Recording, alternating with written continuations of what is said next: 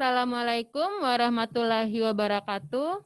Salam sejahtera Bapak dan Ibu. Senang sekali saat ini kita sudah bergabung dalam webinar series Halo Dokter terkait dengan topik fraud. Nah, Bapak dan Ibu, saat ini diskusi kita difasilitasi oleh halodokter.com, di mana halodokter.com ini merupakan platform pembelajaran profesional praktisi kesehatan yang bertujuan untuk meningkatkan kualitas SDM ahli untuk kemajuan kesehatan di Indonesia. Nah, Bapak dan Ibu, ini selama 1 jam ke depan kita akan membahas mengenai topik anti fraud ya, di mana topik fraud ini bahasan yang selalu seksi untuk dibahas seperti itu dalam sebuah forum diskusi. Nah, dan kami akan mengajak Bapak Ibu mengupas tuntas bagaimana sih resiko-resiko fraud dalam pandemi COVID-19.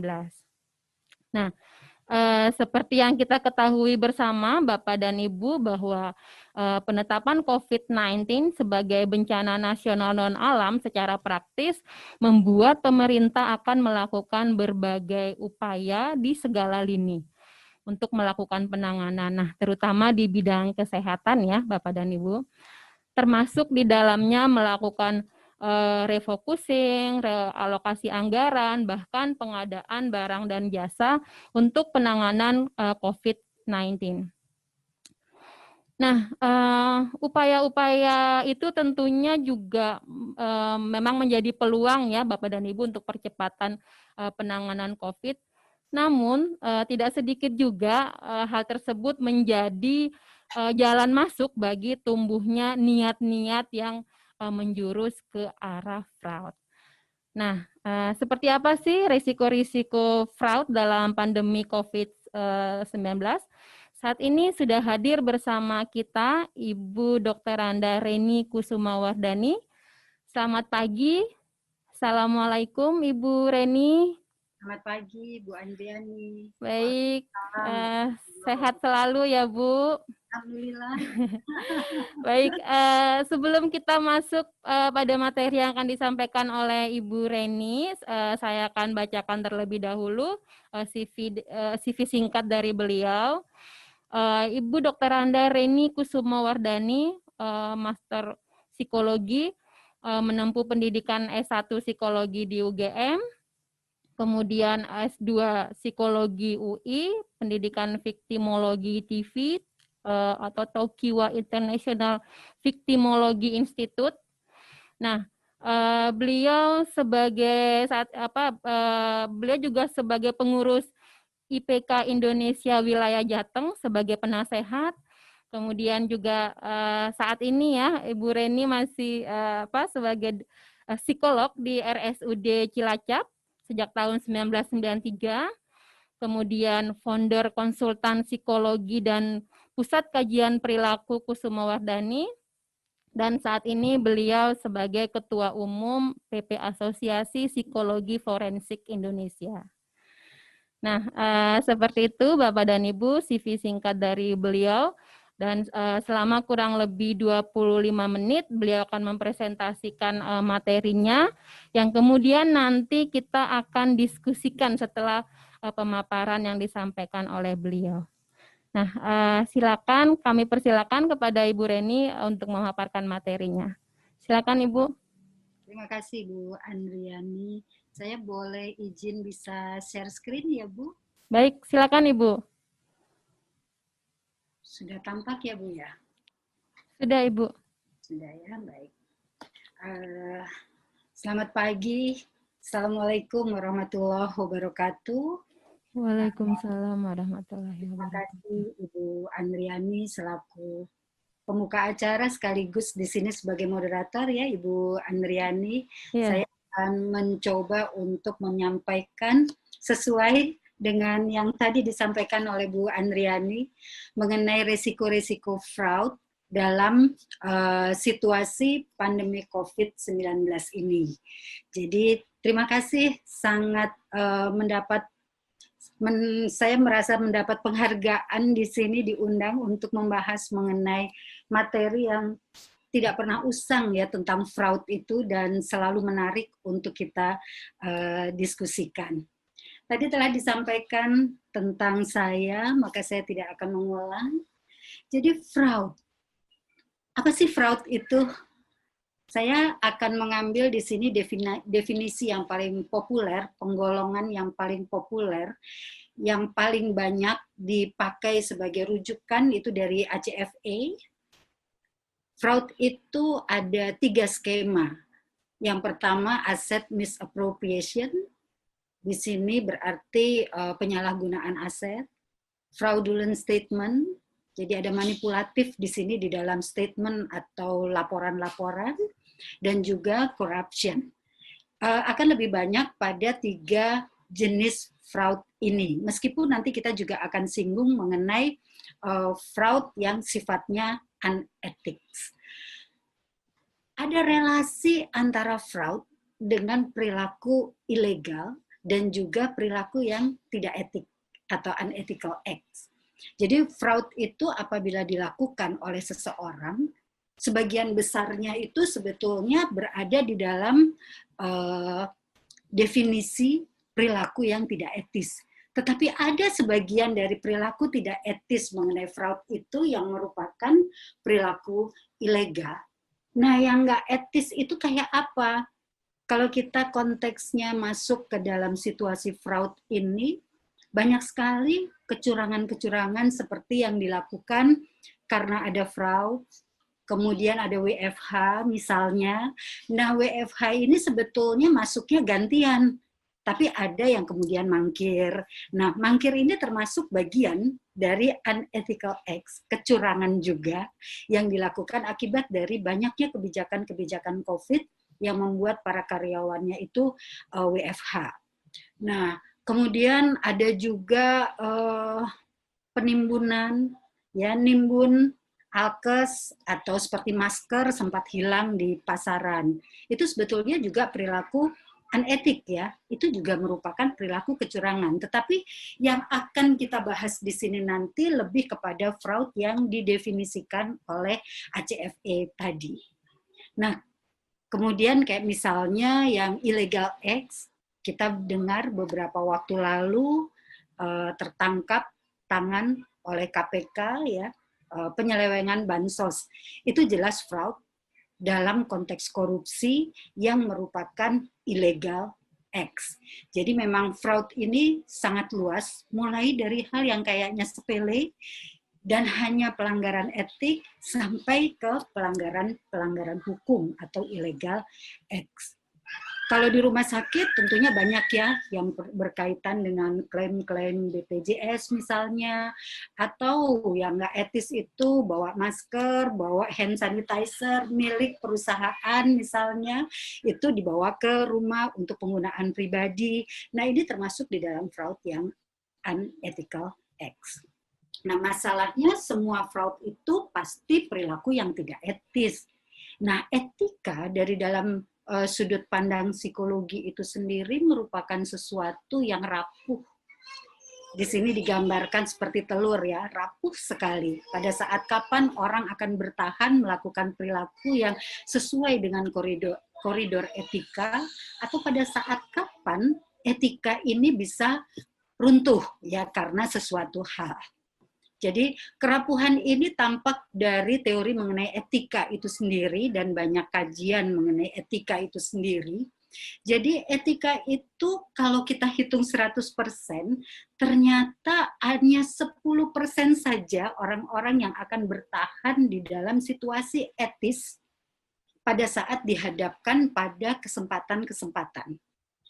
Dan 10% biasanya akan mengambil kesempatan itu menjadi unetik. Sedangkan yang 80% itu lihat-lihat situasi.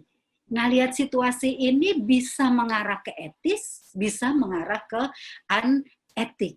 Sehingga di sini terlihat bahwa etika ini memang sangat rapuh. Kalau bukan betul-betul kuat dari dalam dirinya, situasi ini sangat diperlukan untuk bisa mempertahankan perilaku etis dari seseorang. Apa saja sih pemicunya? Fraudster itu ada anatominya, dan ternyata dari dua macam fraudster, ada yang defensif, ada yang ofensif. Mari kita lihat perbedaannya di sini. Kalau yang defensif itu biasanya anatomi pemicunya adanya sebuah kebutuhan. Jadi di sini ada kebutuhan, misalnya anaknya sakit, kemudian dia lagi butuh uang, udah anaknya sakit, ada yang mau masuk sekolah, dia sendiri kebetulan pegang dana karena dia adalah bendahara misalnya, nah dia bisa memanfaatkan kesempatan karena kebutuhan itu. Tapi ini defensif sifatnya. Dalam pikirannya mungkin dia akan mengatakan bahwa pinjem dulu aja deh sebentar, nanti aku kembalikan setelah gajian misalnya. Jadi masih ada sebuah itikat baik. Nah, cuma setelah di ujung, misalnya setelah di ujung, dia belum mengembalikan dan ternyata nggak ketahuan dan tidak ada dampak negatif baginya, ini bisa menjadi sesuatu yang sifatnya nyandu. Seperti adiksi. Akhirnya satu saat dia berisiko untuk bisa mengulangi lagi dan mengulangi lagi. Nah, pada saat dia adiksi, yang tadinya sifatnya hanya defensif, ini bisa beralih menjadi fraudster yang ofensif. Artinya di sini mulai ada greediness, keserakahan, mulai mencari peluang bukan hanya karena ada peluang yang hadir, tetapi mulai mencari peluang, mengeksploitasi dan juga memproteksi kesempatan-kesempatan yang ada. Nah, kalau dia berhasil, dia akan belajar dari kenikmatan, kenyamanan dari keberhasilan itu, maka cenderung untuk diulang dan menjadi edik. Nah, orang-orang yang sudah seperti ini sebetulnya jadi mempengaruhi ciri-ciri kepribadian yang bersangkutan atau fraudster yang ofensif ini tadi. Jadi kita bedakan antara yang defensif dengan ofensif. Pokoknya kalau yang defensif itu kepepet karena kebutuhan, tapi bisa naik kelas jadi fraudster yang ofensif. Kalau kita lihat potensi fraud di dalam tinjauan psikologi sosial forensik, psikologi sosial itu merupakan satu studi bagaimana sebuah situasi atau kondisi sosial itu bisa mempengaruhi human beings. Jadi bagaimana pikiran-pikiran orang, perasaan-perasaan orang, dan perilaku-perilaku individual itu bisa mempengaruhi atau dipengaruhi oleh orang-orang lain. Nah, di sini ada power dari sebuah situasi. Jadi sebetulnya di dalam psikologi itu ada dua kubu teori. Yang pertama adalah yang bersifat individual, yang berikutnya adalah power dari sebuah situasi, yaitu psikologi sosial itu tadi. Nah, di tahun 53 itu sudah jauh ya, Edwin Sutherland dan Donald Creasy itu mengembangkan teori tentang fraud, di mana ada 3 kondisi. Kondisi yang pertama adalah opportunity, peluang, kesempatan. Jadi situasi itu bisa memiliki power, kesempatan itu bisa menjadi power untuk seseorang melakukan fraud atau commit to fraud. Nah, kemudian yang satunya lagi itu adalah perceived pressure. Artinya ada stresor, ada tekanan, ada pressure dari sebuah situasi. Pressure ini bisa pressure yang sifatnya individu, dari karakteristik individunya, misalnya dia serakah, atau lifestyle-nya, atau problem-problem yang sifatnya individual, tuntutan-tuntutan kebutuhan, itu bisa menjadi pressure. Keluarga juga bisa menjadi pressure. Organisasi tempat dia bekerja juga bisa menjadi pressure. Kebayang misalkan dia berada di satu institusi yang memang longgar terhadap fraud, ini bisa menjadi pressure tersendiri bagi orang-orang yang tadinya sebetulnya tidak ingin melakukan fraud, tapi karena ada tekanan di dalam organisasi, akhirnya dia terbawa arus dari organisasi itu. Nah, kemudian rasionalisasi itu menjadi ciri khas ya dari pelaku fraud, di mana dia pasti akan melakukan sebuah pembenaran. Nah, biasanya tiga aspek ini akan saling berkaitan satu sama lain, muncul bersama-sama. Ada pressure, ada opportunity, ada rasionalisasi. Nah, di dalam setiap kejadian, ketiga aspek ini akan muncul bersama-sama dan saling mempengaruhi.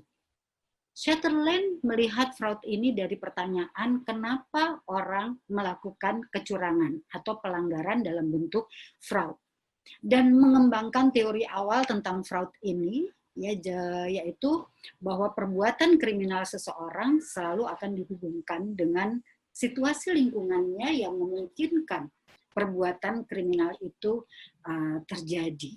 Gitu. Jadi dia biasanya akan terkait pada bagaimana situasi lingkungan itu punya power yang mendorong, yang menguatkan seseorang untuk melakukan fraud.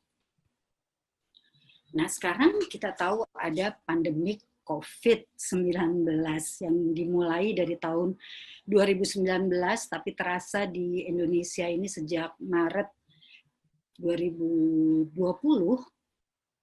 ada karakteristik virus dan ada akibat dari sosial, ekonomi, politik, keamanan, akibat dari virus ini, pandemik ini mempengaruhi aspek psikologi seseorang. Seperti yang tadi saya sampaikan, bisa muncul perilaku-perilaku tidak etis sampai ke perilaku pelanggaran hukum.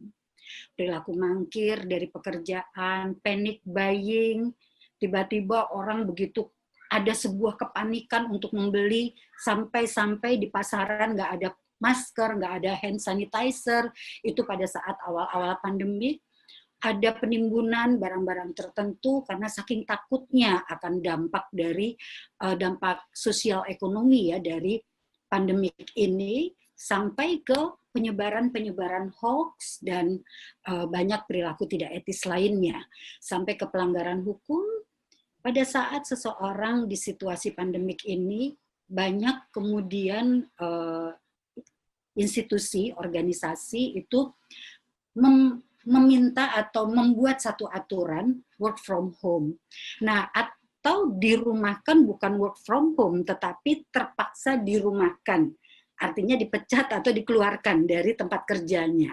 Nah, akhirnya situasi kebersamaan di dalam rumah itu juga bisa memicu perilaku-perilaku pelanggaran hukum atau perilaku-perilaku yang tidak etis. Termasuk tingkat KDRT jadi meningkat, pencurian jadi meningkat. Nah, yang terkait dengan fraud adalah perilaku korupsi ya, yang kita tahu pada beberapa waktu lalu ini betul-betul membuat kita galau ya, karena di situasi seperti ini ternyata bansos pun juga korupsi ya. Mudah-mudahan hukum di sini akan bicara.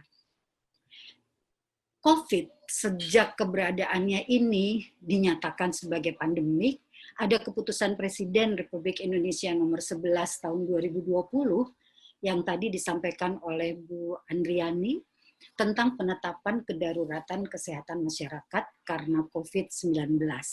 Itu ditetapkan tanggal 31 Maret 2020. Sudah hampir setahun, sekarang sudah Januari 2021 ya. Luar biasa, ini sungguh waktu yang panjang yang membuat orang terpapar pada situasi ketidaknyamanan. Dan ini menjadi pressure, menjadi stres tersendiri bagi masing-masing orang. Nah, terkait dengan kedaruratan tersebut kemudian dikeluarkan Impres nomor 4 tahun 2020 itu untuk percepatan, sebetulnya dalam rangka percepatan penanganan COVID-19. Maka dilakukan refocusing kegiatan, realokasi anggaran, serta pengadaan barang jasa. Maksud dan tujuannya tentunya untuk penanganan COVID ini bisa dipercepat. Pada waktu muncul Kepres serta Inpres ini, KPK sebetulnya sudah mengidentifikasi beberapa potensi terjadinya fraud dalam bentuk korupsi Ini potensi yang pertama adalah potensi korupsi mengenai PBJ, pengadaan barang jasa. Bisa bentuknya seperti kolusi, markup harga, atau kickback, ya, konflik kepentingan, dan kecurangan. Yang kedua adalah potensi korupsi filantropi atau sumbangan dari pihak ketiga. Ini kerawanannya ada pada pencatatan penerima bantuan. Bagaimana penyalurannya, bagaimana kemudian proses penyaluran dan penerimaan itu ada penyelewengannya. Potensi yang lain sudah diidentifikasi juga oleh KPK pada waktu itu adalah pada proses refocusing dan realokasi anggaran COVID-19, baik itu untuk APBN maupun APBD. Jadi kerawanannya ini memang pada alokasi sumber dana dan belanja serta pemanfaatan anggaran. Dan yang ketiga adalah potensi korupsi pada penyelenggaraan bansos, dan ternyata memang terbukti ya di sini potensi korupsi pada penyelenggaraan bansos oleh pemerintah baik pusat maupun daerah. Nah, ini kerawanannya pada pendataan penerima, klarifikasi, validasi data, belanja barang, distribusi bantuan, dan pengawasan. Jadi kita tahu bahwa potensi-potensi risiko ini sudah diantisipasi melalui beberapa aturan yang dikeluarkan oleh KPK. Tapi ternyata ini pun juga bisa bobol ya. Berarti kan begitu kuatnya situasi ini, situasi pandemik ini berisiko ke arah perilaku fraud. Nah, tentunya ada aspek psikologis di sini di dalam proses seseorang melakukan fraud. Di samping teori yang tadi disampaikan oleh Krisi dan Sutherland, kita bisa lihat kenapa sih kok situasi ini bisa menjadi sebuah risiko. Teori yang pertama adalah teori mengenai stimulus respon. Jadi kalau teori stimulus respon ini kira-kira seperti ini. Kalau misalnya ada orang atau ada kucing deh ya, ada kucing, kemudian di sini ada ikan asin. Ikan asin ini akan menjadi unconditional stimulus. Stimulus yang nggak usah pakai syarat sudah akan membuat kucing ini tertarik begitu. Nah, situasi keadaan darurat serta banyak adanya impres untuk percepatan penanganan COVID ini, yang tadi sudah diidentifikasi oleh KPK, ini jelas menjadi sebuah stimulus. Stimulus yang unconditional, stimulus yang udah nggak diapa-apain, bagi orang-orang tertentu, ini sudah bisa menarik untuk melakukan satu tindakan fraud. Apalagi jika kesempatan tersebut kemudian kurang pengawasan atau dilakukan oleh orang-orang yang memang memiliki otoritas. Jadi fraud ini bisa dilakukan sebagai sebuah respon dari stimulus yang ada. Itu kalau kita bicara secara simpel. Tetapi ada lagi teori medan. Maaf. Iya. Jadi banyak teori di sini, mari kita bicarakan satu persatu. Ada kognitif teori. Kognitif teori ini tokohnya Wundt, James, Skinner, Tolman, Bandura, Chomsky. Jadi pendekatan kognitif ini sebenarnya untuk memahami perilaku manusia.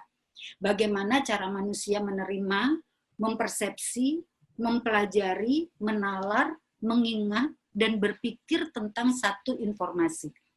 Jadi ada sebuah persepsi, ada sebuah proses belajar dan ingatan, ada proses berpikir dan menalar, serta ada proses berbahasa, berkomunikasi di situ. Nah, pandemi COVID-19 ini bisa dipersepsi beragam, bisa dinalar secara beragam, bisa dinalar sebagai sebuah peluang, bisa dipersepsi sebagai peluang. Nah, ini kemudian akan menjadi sebuah stimulus yang menghasilkan respon yang sama. Tapi menurut teori kognitif sangat tergantung pada manusianya. Bukan semata-mata tergantung pada satu stimulus atau situasi kondisi yang ada di hadapannya saja. Jadi bagaimana proses berpikirnya itu menentukan bagaimana seseorang kemudian komit untuk melakukan fraud. Yang paling simpel adalah SMART, Simple Model of Rational Crime. Di sini dia hanya berhitung masalah untung rugi. Ini kalau aku ambil, aku lakukan perilaku fraud, akan banyak untungnya nggak ya? Oh banyak nih untungnya. Dia bisa mengabaikan kemungkinan kerugian yang muncul akibat perilakunya. Nah itu kalau semua pertimbangannya. Tapi ada yang kemudian pertimbangannya adalah subjek lebih kompleks. Jadi di sini dia akan berhitung lebih dalam.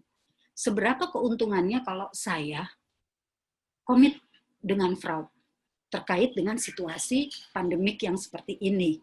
Dia akan menghitung seberapa jauh kemungkinan untuk sukses melakukan fraud, seberapa kemungkinan gagalnya, seberapa keuntungan yang bisa didapat, dan seberapa kehilangan yang akan saya dapatkan akibat dari perilaku fraud yang saya akan rencanakan ini.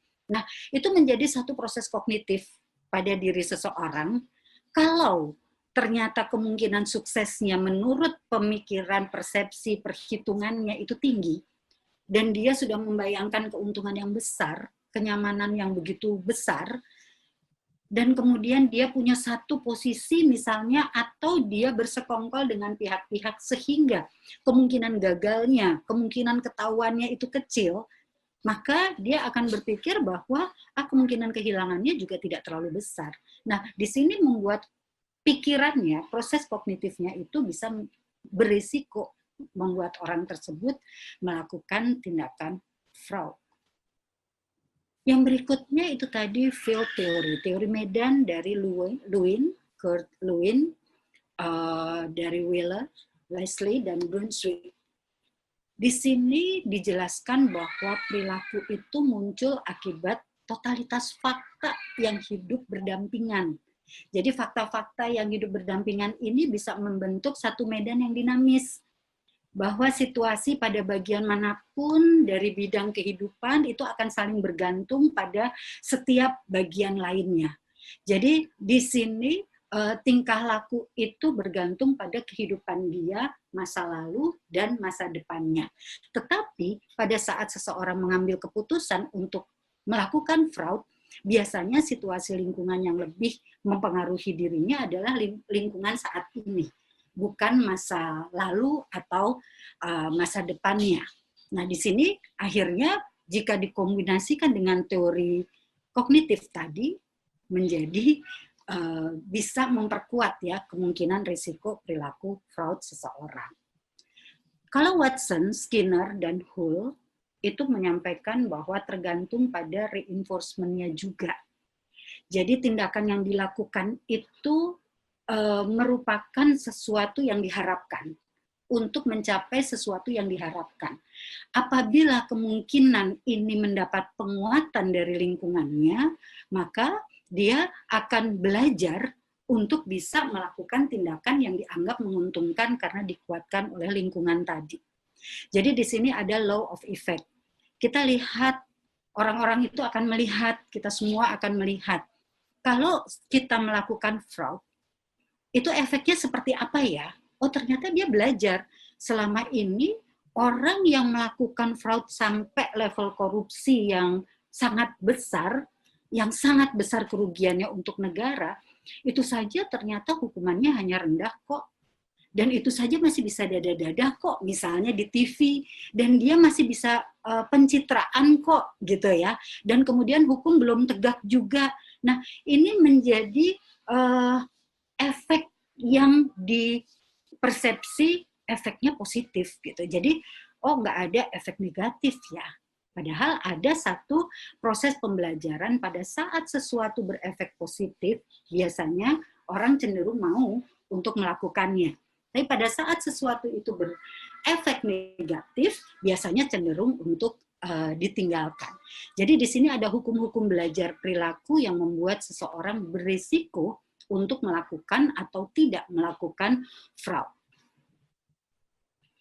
Juga dari role teori ya. Jadi teori peran, ini teori peran. Pada saat orang memang memiliki peran, pada saat orang ada di posisi tertentu, kadangkala dia merumuskan perannya itu sebagai norma-norma tertentu gitu ya. Jadi ini yang kemudian orang pada satu peran-peran tertentu itu menjadi memiliki risiko untuk melakukan fraud di situasi yang memang kesempatannya itu terbuka gitu. Nah, apalagi kalau dia tipologi yang fraudster ofensif ya. Kalau yang ofensif ini nggak ada kesempatan aja dibuat kesempatannya. Bagaimana caranya kesempatan ini menjadi ada? Nah, apalagi sekarang situasinya kesempatannya itu memang sudah ada. Kalau teorinya Fishburne-Atson, bagaimana seseorang bisa berisiko melakukan fraud di situasi pandemik ini sangat tergantung kepada beberapa aspek. Jadi kalau teori Fishburne-Atson ini melibatkan baik faktor internal maupun faktor eksternal seseorang. Orang itu sebetulnya sudah punya belief, sudah punya keyakinan, sudah punya value untuk sebuah perilaku. Misalnya, wah ini ada APBD, ini ada APBN, oh ada percepatan, oh ada PBJ yang dipermudah misalnya. Nah, dia sudah punya beliefnya apa? Kalau beliefnya seperti di dalam gambar ini ya, misalkan, wah ini ada kesempatan, ini ada peluang, ini ada kue, ini yang bisa dibagi-bagi, dan ini adalah sesuatu yang wajar misalnya. Nah berarti dia memiliki behavioral belief terhadap fraud yang positif gitu ya, arah sikapnya itu positif terhadap fraud. Nah kalau seperti ini tentu intensinya dia akan melakukan perilaku fraud. Tapi kalau misalkan behavioral beliefs-nya sebetulnya dia bukan orang yang fraudster minded, bukan juga orang yang berisiko tinggi tadinya terhadap fraud. Dia akan memiliki belief, keyakinan bahwa melakukan fraud itu tidak boleh. Apalagi sampai korupsi yang kerugiannya itu bisa untuk masyarakat dan negara. Tapi di dalam perjalanannya ya, behavioral beliefs ini akan menjadi sebuah sikap. Kalau dia punya keyakinan menolak fraud, maka sikapnya juga negatif terhadap fraud. Kalau sikapnya negatif terhadap fraud, maka kemungkinan perilakunya juga tidak melakukan fraud. Tapi kemudian ada sebuah lingkungan di sini. Di situasi pandemi kayak begini, dia evaluasi tuh outcome-nya.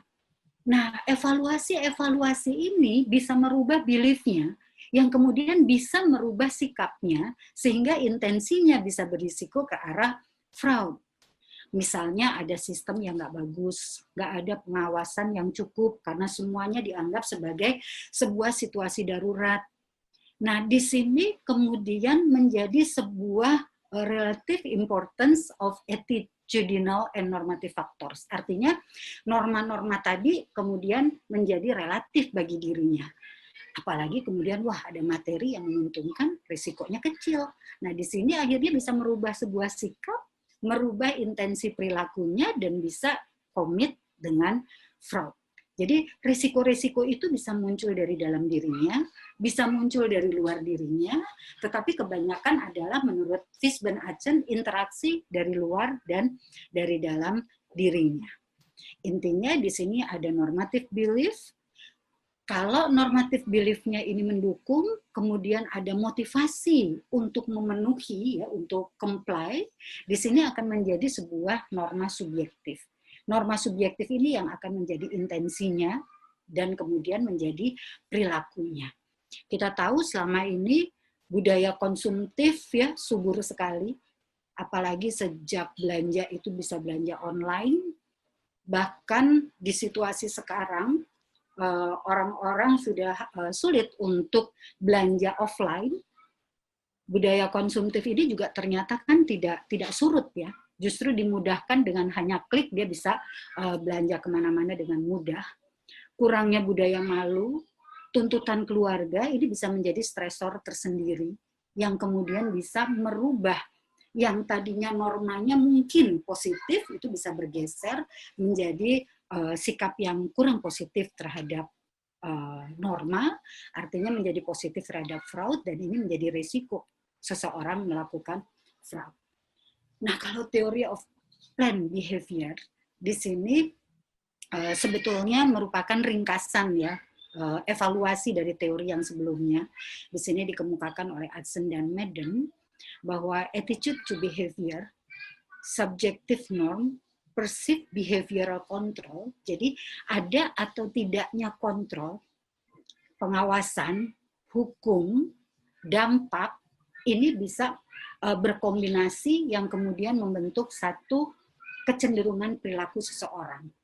Nah, pada saat behaviornya atau perilakunya ini tidak cukup ada kontrol, tidak cukup ada kendali, memang ini bisa dalam situasi pandemik seperti ini dengan kebijakan-kebijakan semua dimudahkan akan mempermudah seseorang untuk komit terhadap fraud.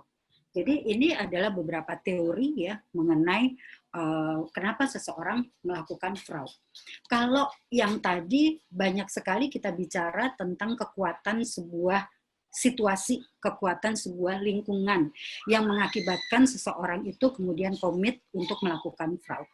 Tapi sebetulnya ada satu kubu, ada satu sisi yang mengatakan bahwa mau situasinya seperti apapun, mau kondisinya seperti apapun, ada atau tidak adanya aturan-aturan kedaruratan atau percepatan untuk penanganan COVID ini, bagi orang-orang tertentu dengan tipe kepribadian dark triad, ini merupakan situasi yang nggak penting gitu. Jadi ada atau nggak ada, memang dia berisiko tinggi untuk melakukan fraud.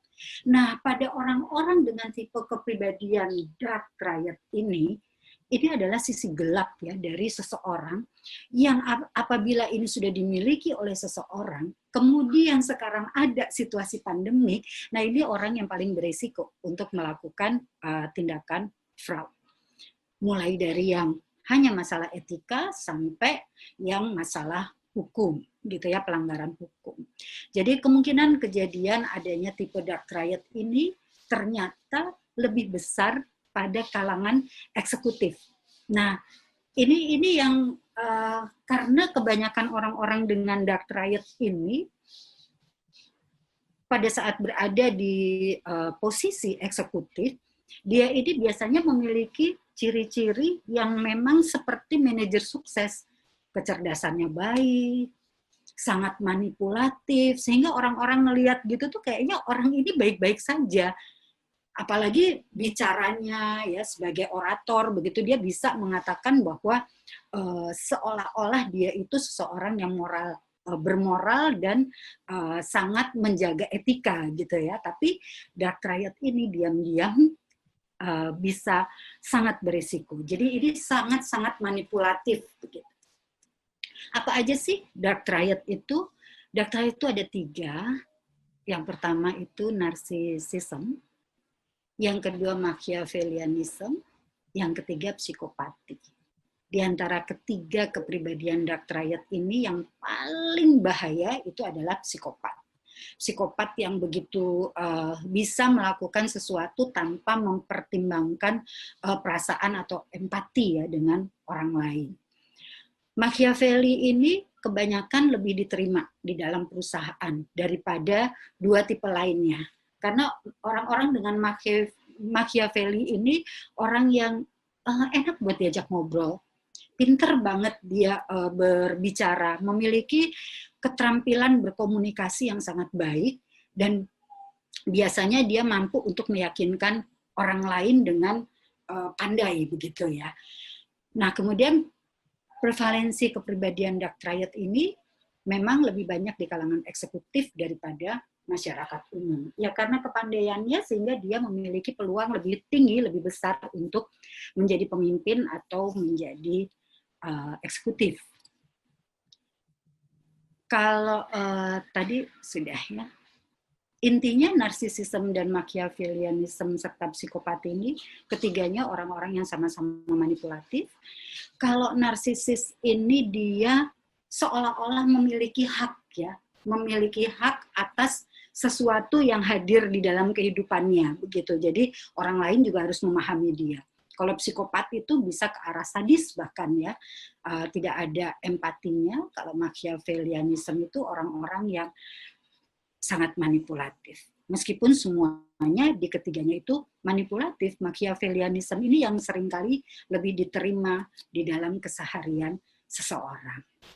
Nah, ada sebuah iceberg teori tentang ketidakjujuran di sini dikemukakan oleh Paget ya, tentang fraud, korupsi dan fraud. Sebetulnya ada overt aspect di sini yang menjadi pertimbangan seseorang sebelum melakukan perilaku fraud, sebelum commit to fraud, tapi banyak yang ada di permukaan. Di permukaan itu yang nggak tampak, yang tidak kasat mata, sehingga orang banyak yang tidak mengira bahwa orang tersebut akan bisa melakukan atau commit terhadap fraud. Nah, ini pertimbangan-pertimbangan yang ada di bawah permukaan yang nggak bisa langsung dilihat jika dia tidak kenal betul atau tidak melakukan proses-proses pemeriksaan khusus gitu ya. Bagaimana sikapnya, bagaimana values-nya, bagaimana kemudian feelings-nya, proses kognitif, proses emosinya yang ada di permukaannya dia, di dalam dirinya dia yang tidak tampak secara kasat mata. Nah, Pamela itu mengatakan bahwa orang itu sebelum melakukan fraud, sebetulnya resiko-resiko itu juga sudah diantisipasi oleh dirinya sendiri melalui dialog. Jadi misalkan di sini ada satu peluang yang menimbulkan motivasi untuk komit terhadap perilaku fraud. Itu biasanya orang tuh langsung muncul pertimbangannya. Aku bukan orang yang bisa seperti itu. Aku bukan orang yang bisa melakukan fraud gitu ya. Nah, kalau ini yang terjadi maka fraud itu tidak akan terjadi jika yang muncul adalah saya nggak bakalan, saya bukan tipe melakukan fraud. Tapi kemudian seringkali situasi itu berproses begitu ya. Dia akan bertanya kepada dirinya sendiri, ini fraud atau bukan ya? Kalau dia nggak sadar bahwa ini adalah situasi fraud, ini akan menjadi resiko. Apalagi ada sebuah situasi di bagaimana kepatuhan dia terhadap otoritas, iklim organisasi, ya atau keuangan. Nah, di sini kalau ini sudah mulai dipertanyakan dan kemudian dia bilang enggak kok, saya di sini hanya melakukan perintah dari atasan, atau semua orang juga melakukan seperti ini. Nah, pada saat ini berarti dia nggak aware bahwa ini adalah fraud, bahwa ini harus dilawan gitu. Akhirnya dia akan komit terhadap perilaku fraud itu sendiri. Nah, kalau misalkan, ini situasinya nih fraud nih, dia biasanya akan menggunakan affect-laden moral intuition. Jadi intuisi seseorang itu akan berjalan di situ gitu. Aduh, ini aku bisa nerima nggak ya gitu. Biasanya ada perasaan tidak nyaman yang menjadi intuisinya. Tapi pada saat seseorang kemudian mengatakan bahwa enggak, ini adalah situasi yang nggak boleh saya terima, no, maka endingnya dia tidak akan melakukan fraud. Tapi kalau kemudian situasinya itu dia terima, yes, maka di sini dia akan merasionalisasi perilakunya. Semua orang juga kayak begitu, toh ini sedikit, lagi pula ini modelnya cuma kickback kok, nggak mengurangi bansos, misalnya begitu. Nah, ini akhirnya dia akan komit dengan rasionalisasi. Nah, kemudian misalnya dia konflik di dalam batinnya antara intuisinya dengan situasi yang ada di hadapannya. Nah, di sini dia akan menggunakan penalaran-penalaran.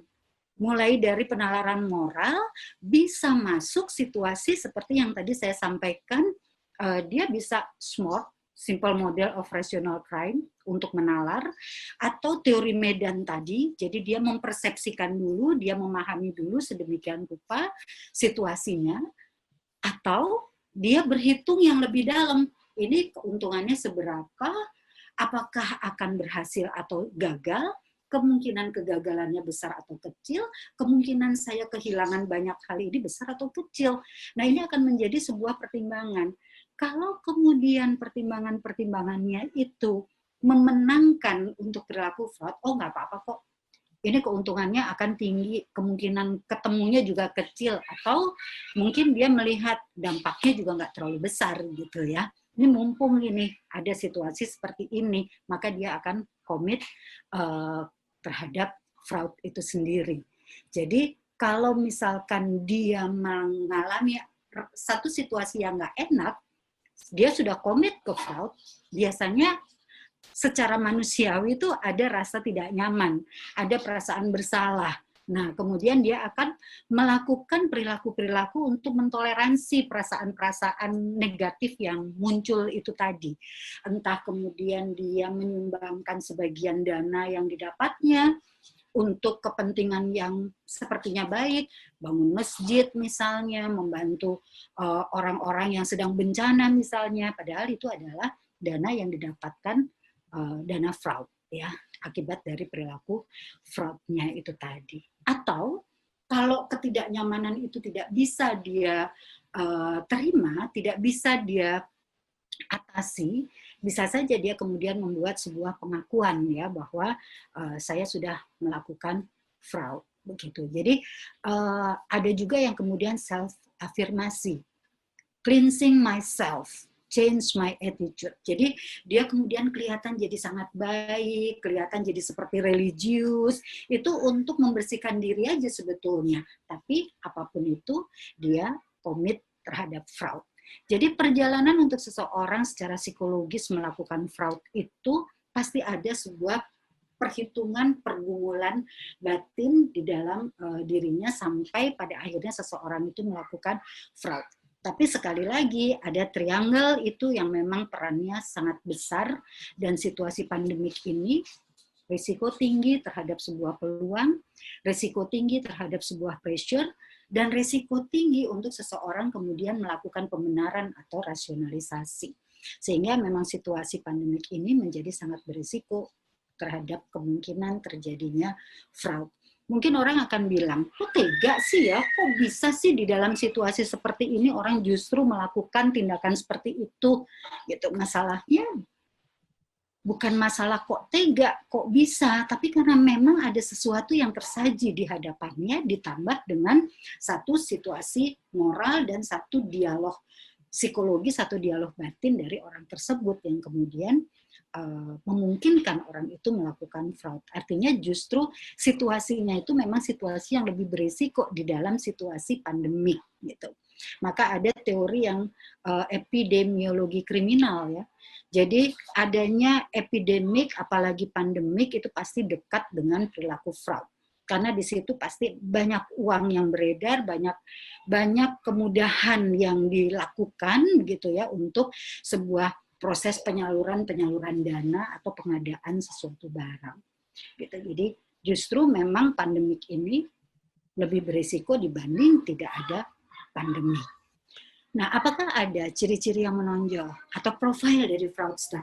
Ternyata dari hasil banyak riset, profil fraudster itu hampir sama dengan profil psikologis manajer yang sukses. Perbedaannya adalah dia biasanya effective lying. Orang yang gampang banget berbohong dan kebohongannya itu canggih ya. Bisa orang tuh seperti nggak merasa ya bahwa ini sedang ada sebuah kebohongan. Mungkin juga ada problem pribadi, ada arogansi, ada greedy, keserakahan, mungkin juga lack of a moral compass, jadi dia kehilangan kompas moralnya di dalam dialog dengan dirinya, dan yang paling mungkin untuk melakukan dengan cara yang sangat tidak manusiawi itu kemungkinan dark triad atau gangguan kepribadian. Tapi ciri-ciri yang lain itu sama seperti manajer sukses. Biasanya dia cerdas, dia mampu melihat satu situasi seperti helikopter view, sehingga dia mampu untuk mengatur sedemikian rupa situasi yang ada. Dia mampu untuk bekerja dalam tekanan tinggi, dan biasanya risk taker dan rule breaker. Nah, rule breaker ini juga termasuk yang membedakan antara fraudster dengan manajer yang sukses gitu. Jadi ini adalah risiko-risiko fraud akibat dari kondisi psikologis yang dihadapi oleh seseorang, baik internal maupun faktor-faktor yang eksternal. Dibutuhkan sebuah anti-fraud framework dengan penanganan yang benar dan tepat, hukum yang harus tegak, dan ada tone from the top, yang memang tone-nya itu adalah anti-fraud. Gitu. Kalau tone dari top-nya ini tidak anti-fraud, atau menerima accept terhadap fraud, ini biasanya bawahnya juga akan berisiko untuk terbiasa atau merasa tidak apa-apa melakukan fraud. Jadi diperlukan juga sebuah fraud prevention, dan solusinya nggak bisa sporadis, nggak bisa hanya sepotong-sepotong, tetapi perlu dilakukan satu upaya dari hulu ke hilir. Bagaimana kita memanajemeni sebuah lingkungan mikro, mempersiapkan lingkungan mikro, meso, ekso, dan makro. Ya, ini kalau menurut teori Bronfenbrenner, seseorang itu kan berkembang mulai dari lingkungan keluarga. Jadi kalau keluarganya sudah mengajarkan satu nilai-nilai moral yang baik, kemudian lingkungan berikutnya juga positif, dan kemudian ada keteladanan secara ekso dan makro, kebijakan yang juga berpihak kepada anti fraud ya, jadi anti fraud framework di sini perlu untuk dilakukan gitu ya. Jadi dari hulu ke hilir nggak bisa hanya misalnya keteladanan saja, nggak bisa hanya dari keluarga saja sudah baik. Setelah anak keluar dari keluarga, ternyata dia menghadapi kenyataan yang secara moral ini menjadi benturan-benturan bagi dirinya gitu ya. Ini menjadi resiko juga untuk seseorang kemudian menjadi pelaku fraud. Nah, salah satu bentuk prevensinya itu bisa dilakukan misalnya di organisasi itu melakukan profiling. Jadi apakah seseorang ini atau seberapa besar risiko seseorang gitu ya, profil risikonya terhadap fraud secara psikologis. Dan kemudian sebaiknya juga di dalam sebuah organisasi itu memiliki satu sistem SDM melaksanakan psychological check-up. Jadi yang dicek bukan hanya fisiknya aja, tapi juga psikisnya. Bagaimana dia, apakah dia sedang ada stresor tertentu, sedang merasa depresi atau stres dengan situasi yang ada, sedang merasa buntu, tidak punya solusi. Jadi kalau ada check up psikologis itu akan terlihat situasi-situasi yang berisiko, situasi psikologis berisiko. Dan kemudian dilanjutkan dengan employee assistance program. Jadi program-program pendampingan karyawan untuk menurunkan stresor, untuk menurunkan stres. Sehingga kalau yang satu aspek dari krisis tadi nggak ada, misalnya stresornya nggak ada, peluangnya dengan penyelesaian dari hulu ke hilir itu tadi juga mulai dari mikro sampai makro itu juga sudah diatasi, tidak ada peluang untuk seseorang melakukan rasionalisasi. Karena di dalam situasi fraud itu biasanya ketiganya tuh harus muncul. Begitu salah satu nggak muncul, ini resikonya menjadi lebih rendah. Risiko akan tinggi apabila ketiganya itu ada muncul di hadapan satu situasi. Begitu. Dan fraud pandemik ini merupakan situasi yang bisa menghadirkan ketiganya. Maka pandemik memang menjadi sangat berisiko, rentan terhadap kemungkinan terjadinya fraud. Begitu Bu Andriani, mungkin kita bisa lanjutkan dengan diskusi. Baik. Ya, mohon maaf kalau bicaranya mungkin terlalu cepat ya. Karena kalau bicara sendiri itu beda dengan bicara ketemu audiens offline ya. Iya, betul. Online tuh ngomong sendiri gitu. Iya, terima kasih. Monggo saya kembalikan kepada moderator. Baik. Terima kasih banyak Ibu Reni atas pemaparannya ya. Sungguh luar biasa Ibu.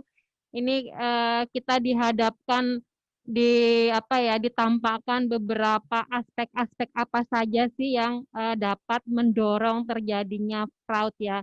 Tadi sudah memaparkan dari sisi teori-teori, kemudian apa-apa saja hal yang dapat dilakukan, bahkan dari sisi organisasi seperti apa bisa menanggapinya. Nah, memang sangat betul sekali ya Bu ya, begitu kuatnya situasi pandemi ini sangat beresiko terhadap fraud ya, di mana hal ini juga bisa kita temui baru-baru ini ya, ada penangkapan, kemudian adanya penyelewengan. Nah ini seperti apa sih hal-hal yang harus dihindari bagi kita yang saat ini mungkin berada di situasi yang mungkin ada karena dalam situasi ini dari sisi individu pun kita memiliki peluang ya Bu ya. Bahkan Ya, tadi tidak usah dari sisi organisasi, WFH saja tadi yang disampaikan oleh Ibu Reni itu sudah menjadi peluang bagi kita secara individu dalam melakukan fraud dari sisi waktu. Nah, iya. sangat menarik sekali ya. Ini apalagi kalau kita lihat dari sisi global dan belum lagi tadi kita sudah dikejutkan bahwa ada dark riot tadi yang sudah disampaikan. Jadi ini tidak tidak melulu ada sesuatu hal yang bisa mendorong, tapi ini memang karena sudah dari sisi apa dari sisi kepribadian mungkin memang sudah seperti itu, jadi ditambah lagi dengan adanya kesempatan. Ya, Mm-mm. baik. Ini saat ini sudah bergabung bersama kita Ibu Reni, teman-teman dari yang sudah tergabung bersama webinar Halo Dokter. Nah, jika misalnya ada pertanyaan, ini silakan disampaikan, bisa langsung secara audio ataupun bisa disampaikan melalui chatting. Nah, Enak ini aja Bu Andriani. Kalau langsung kita berasa ketemu iya ya Bu ya. ya videonya kalau bisa, kalau memungkinkan. Baik. Ini kalau misalnya sudah ada pertanyaan, silakan. Nah, mungkin pertanyaannya dari saya terlebih dahulu ya, Bu Reni ya. Monggo. Nah, ini tadi kan, Ya, iya, saya tertarik juga tadi ada fraudster yang defensif itu akan mengarah jika memang mungkin kan ada kesempatan atau hal-hal yang mungkin akan berpengaruh lebih kuat itu akan mengarah ke fraudster yang ofensif. Nah ini bagaimana nih Bu tindakan pencegahan ini jangan sampai mengarah ke ofensif seperti ini. Mungkin dari sisi psikologi itu seperti apa Ibu? Iya, iya. Jadi sebetulnya kalau kita bicara fraudster yang defensif, itu niatnya sih nggak jahat. Tapi tetap aja perilakunya curang kalau pada akhirnya itu dilakukan gitu ya. Yeah. Jadi biasanya didorong oleh stresornya itu kebutuhan. Dia betul-betul lagi kepepet situasinya, kebetulan kemudian ada kesempatan sehingga rasionalisasinya ntar saya balikin kok gitu kan. Nah itu defense-nya dia yang kemudian kalau dia komit, nah bagaimana di sini mengatasinya harus ada efek gitu. Jadi auditnya juga harus, pengawasan itu harus melekat.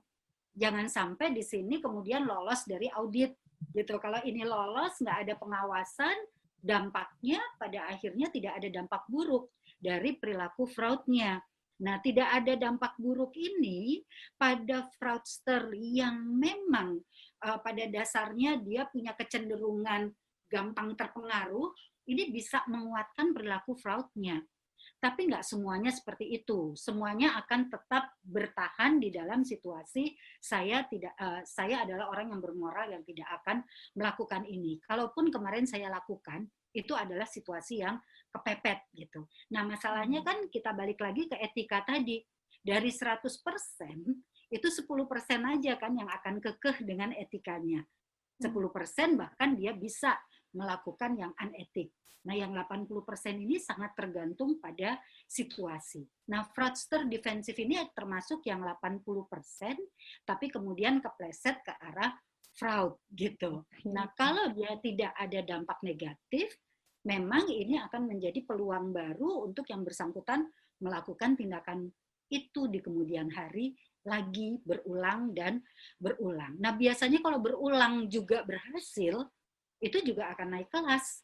Naik kelas itu dia akan lebih berani melakukan tidak hanya sekedar pinjam, tetapi bisa melakukan hal-hal yang dia rekayasa. Akhirnya betul-betul menjadi fraudster yang tidak lagi defensif, tetapi ofensif. Jadi di sini proses audit, manajemen berbasis anti fraud tadi ya, anti fraud framework itu memang perlu untuk dilakukan. Nah, seperti ini nih harusnya sudah teridentifikasi sebagai red flags kan ya, sebagai bendera merah ya, yang temuan-temuan begitu. Nah, kalau itu nggak ditemukan memang menjadi risiko bagi sebagian orang. Nah, bagaimana komunikasinya? Yaitu tadi bisa dengan stimulus respon, sekedar ini merupakan satu stimulus yang membuat saya terdorong untuk merespon dengan fraud, atau dia berpikir untung rugi, atau dia berpikir yang lebih dalam mengenai seberapa keuntungannya, seberapa kemungkinan gagal. Nah, akhirnya dia sudah membuat satu bentuk rekayasa, persiapan sedemikian rupa dan antisipasi terhadap kemungkinan-kemungkinan perilakunya ini gitu.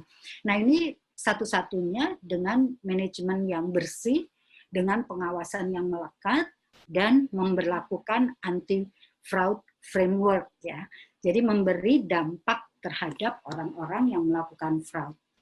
Meskipun itu yang defensif supaya nggak naik kelas nantinya. Prevensinya seperti itu, Bu. Baik, baik, Kayak, baik, Ibu. mungkin misalnya, Bu, contoh yang paling banyak itu kan sekarang mangkir ya, untuk waktu kerja ya, alasannya mengurangi interaksi misalnya. Kemudian dia korupsi waktu kerja begitu. Nah, ini kalau nggak ada pengawasan, ya akan excuse terhadap perilakunya, ya itu bisa akan diulang terus. Mungkin gampangnya itu seperti itu untuk perilaku yang paling sederhana. Oke, baik. Terima kasih Ibu atas penjelasannya. Apakah sudah ada pertanyaan dari Bapak dan Ibu yang saat ini hadir di webinar saat ini? Baik. Ya, saya lanjutkan lagi ya Bu ya. Masih penasaran lagi nih Bu Reni. Karena tadi perjalanan seseorang untuk menjadi fraud itu kan, melakukan fraud itu kan ada pergumulan di dalam diri ya Bu ya. Iya. Yang pada akhirnya orang tersebut akan melakukan fraud. Nah, ini seperti apa Bu bentuk reinforcement untuk menguatkan diri dari sisi psikologi Ibu? Seperti apa? Jadi yang dimaksud psychological pathway to fraud ya. Ya. Jadi yang ada pathway-nya itu bukan hanya masalah klinis diagnostik ya, tetapi fraud itu juga ada pathway-nya secara psikologis. Nah, yang akan tadi apa ya, Bu? Bagaimana, Bu? Dari sisi menguatkan diri dari sisi psikologi, Bu. Enforcement. Ibu putus-putus, saya nggak. Halo. Oke. Ya, jadi tadi untuk seseorang menjadi melakukan fraud itu kan ada pergumulan di dalam diri seseorang ya, Bu ya. Apakah bisa terdengar, Ibu?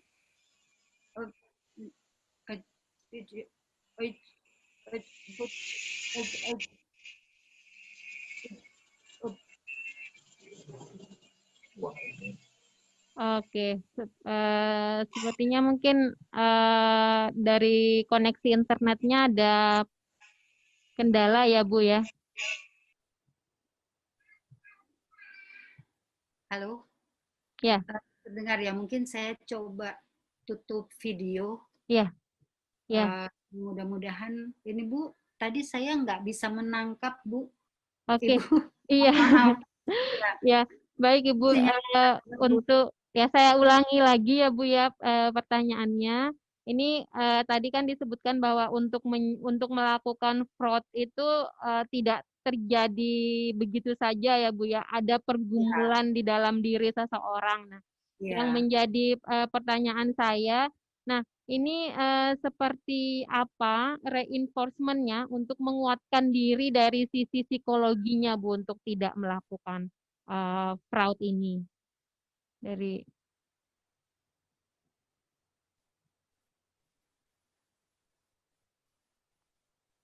apakah bisa didengar Ibu Reni?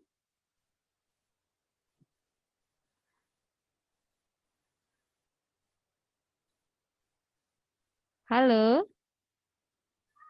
Ya, baik ini sepertinya ada kendala teknis. Ya, bagi Bapak dan Ibu yang saat ini bergabung, saya sebutkan Pak Handrianto Sukma, apakah bisa mendengar suara dari saya, Pak?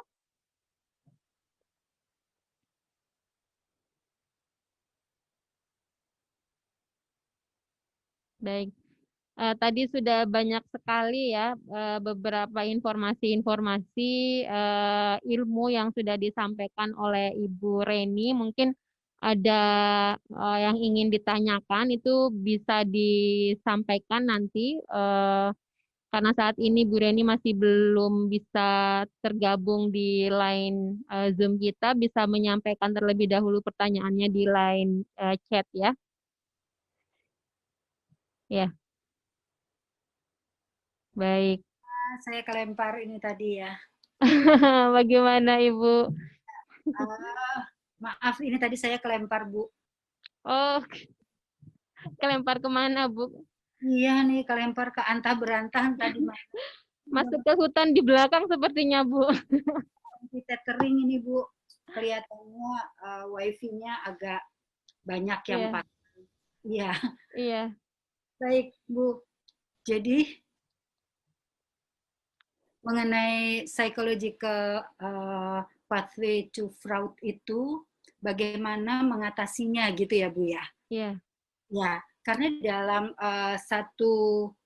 sebelum keputusan seseorang melakukan fraud, itu di sini kan kelihatan sebuah proses psikologis ya, proses internal di dalam psikologi orang tersebut. Jadi apa yang bisa menguatkan afek ladennya ya, agar dimenangkan intuisi moralnya. Nah itu yang pertama tentunya kita perlu melakukan satu mekanisme pengetesan ya, psychological check up atau penempatan dengan berdasarkan orang-orang yang tepat begitu. Jadi orang-orang yang beresiko dengan dark triad ini ya sebaiknya memang diminimalkan untuk berada di posisi-posisi yang sangat riskan untuk bisa melakukan fraud ini. Begitu. Jadi model manajemen pengembangan sumber daya manusia dan termasuk mulai dari rekrutmen, penempatan itu sangat penting. Dan kemudian juga iklim organisasi. Jadi kalau iklim organisasi ini memang longgar terhadap fraud, ya tentunya akan banyak orang-orang di dalam satu pathway sebelum melakukan fraud itu justru akan memenangkan putusan untuk melakukan fraud ya. Jadi iklim organisasi, mekanisme organisasi di dalam pengelolaan sumber daya manusianya ini menjadi sangat penting gitu untuk mengurangi kemungkinan anggota organisasinya itu melakukan fraud begitu. Dan kemudian di samping sistem organisasi itu juga model kepemimpinan. Jadi model kepemimpinan itu ada pada sebagian orang Indonesia itu begitu takut kepada pimpinan gitu ya, takut kepada figur. Nah sekarang kalau figur pimpinannya itu saja sangat longgar perilakunya terhadap fraud, ya ini akan membuat orang-orang yang sebetulnya di bawahnya itu tidak memiliki kecenderungan jadi berisiko karena dia takut kalau nggak ngikutin begitu ya, nggak ikut bagaimana sistem yang dibangun oleh atasannya begitu. Jadi kepatuhan, komitmen terhadap atasan ini seringkali juga menjadi risiko tersendiri. Berarti kan di sini yang paling penting adalah bagaimana atasan ini juga mendapat pengawasan dari atasnya lagi, sistem pengawasan yang melekat, sistem audit yang memang cermat, dan kemudian juga bagaimana sistem penanganan psikologisnya yang juga tepat. Penempatan ya, model organisasi dengan penempatan sumber daya manusia yang sesuai, pengelolaan sumber daya manusia yang sesuai, mengurangi stresor-stresor yang ada pada organisasi yang berdampak ke karyawannya gitu. Makin banyak karyawan yang stres, makin berisiko untuk melakukan fraud. Jadi sangat disarankan sebetulnya di situasi pandemik seperti ini untuk ada forum-forum ya di dalam organisasi untuk bersama-sama menurunkan stresor psikologis yang dirasakan akibat pandemik ini. Bisa jadi misalnya ya dibuat sound system ke semua area, sesekali di situ ada musik yang lembut, atau mungkin ada sapaan-sapaan yang menenangkan begitu ya. Itu bisa menjadi salah satu hal yang bisa dibudayakan di situasi yang sangat tidak menentu seperti sekarang ya, penuh stres atau stressful. Jadi seperti itu pengelolaan terhadap individu dan pengelolaan terhadap sistem sumber daya manusia. Oke, baik. Ya. Kebetulan kami itu di Apsifor dan saya di Kusuma Wardani itu mengembangkan semacam psychological fraud risk profiling. Jadi psychological fraud risk profiling ini adalah satu metode psikologis untuk memprofile apakah seseorang itu memiliki risiko tinggi, apakah risiko moderate, atau risiko yang rendah terhadap kemungkinan melakukan tindakan fraud. Karena dari hasil riset memang tidak ada orang yang tidak punya risiko, gitu. Tapi kalau kita profile, kita akan tahu, oh dia ini berisiko rendah, oh orang ini berisiko medium, ya, orang ini berisiko tinggi misalnya. Nah, orang ini berisiko rendah itu akan muncul perilaku fraud apabila orang ini bagaimana, situasi yang seperti apa. Nah, dengan pengetahuan-pengetahuan seperti ini akan membuat perencanaan-perencanaan pengelolaan dan pengembangan sumber daya manusia itu bisa lebih terarah untuk anti fraud-nya. Oke. Ya. Ya, akan baik sekali ya Bu ya jika setiap organisasi begitu memiliki profiling fraud risk-nya ya, untuk bisa memetakan.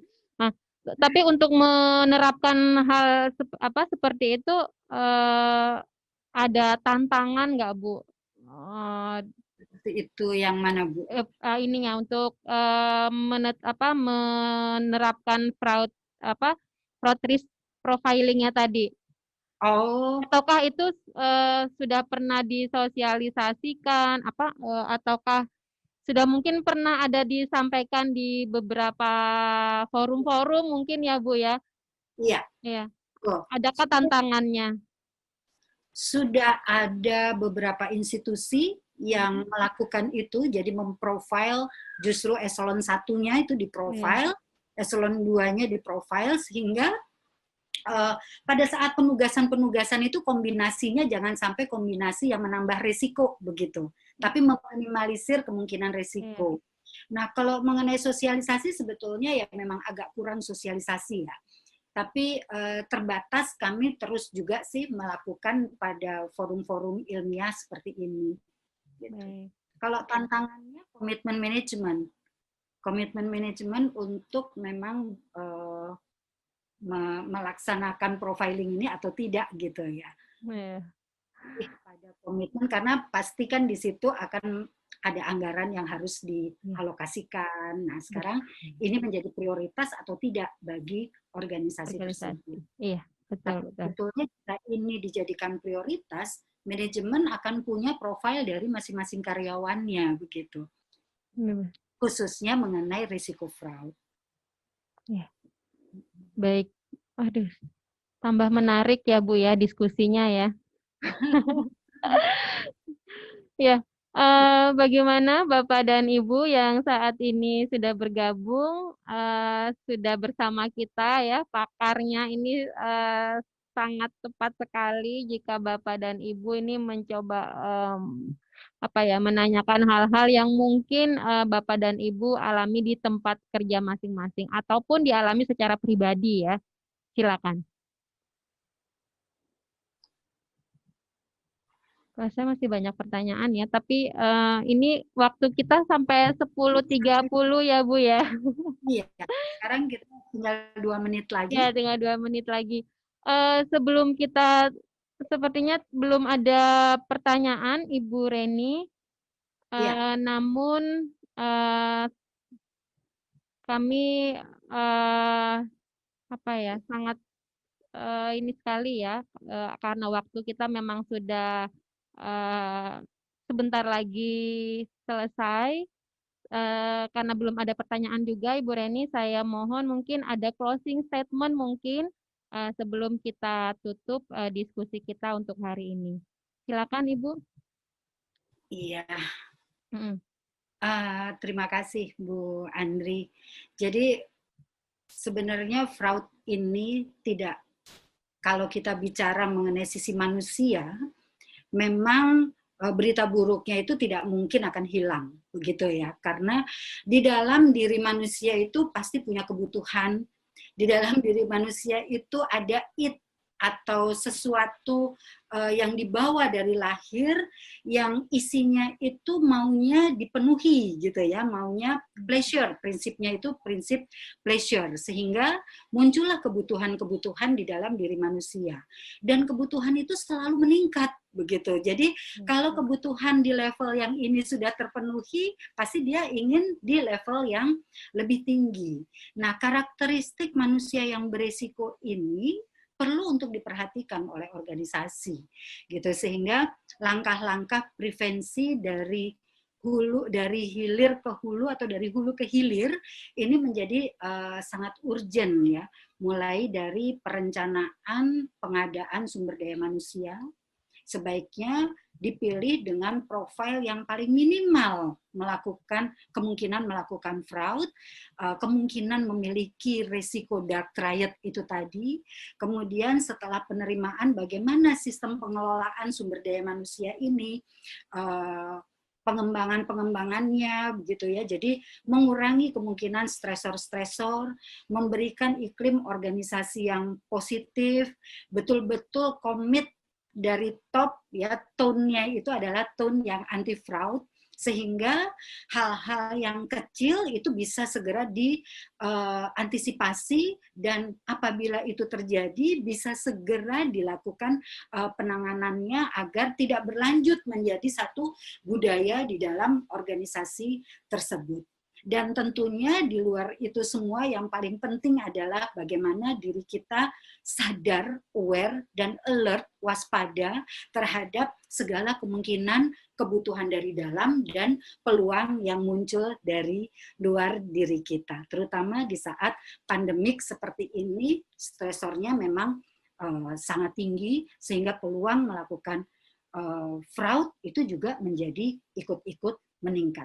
Mari kita kuatkan diri kita, mari kita selalu menyadari mengenai kemungkinan peluang itu bisa membuat kita kepleset, sehingga secara pribadi, secara individu, kita bisa menghindari pathway yang arahnya pada akhirnya komit terhadap fraud.